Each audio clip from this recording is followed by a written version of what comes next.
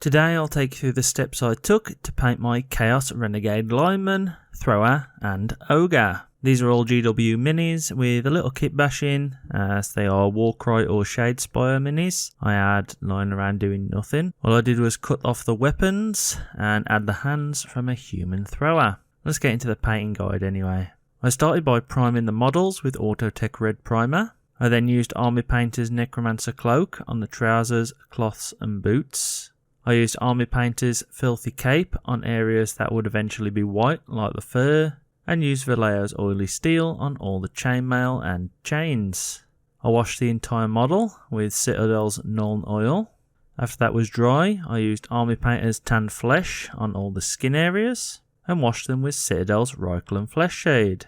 I used Vallejo Charred Brown for all the leather straps. I used Army Painter Banshee Brown on the bone areas. I used Army Painter's Leather Brown on the wrappings around the legs and arms. I used Vallejo Old Gold on all the golden symbols, and then washed all these areas with Citadel's Agrax Earthshade. Onto the layering now, where I leave all the shades in the recesses. I used Army Painter's Barbarian Flesh on the skin, Army Painter's Banshee Brown on the bone, Vallejo Beastie Brown on the leather straps, Army Painter's Spaceship Exterior on the fur coats, Vallejo Oily Steel was dry brushed over the chainmail, Vallejo Bloody Red was used on the armour and capes. Then I used Army Painter's Stone Golem on the Throne Rock, washing it with Citadel's Nuln Oil, and painting the bases with Army Painter's Matte Black, ready for basing later.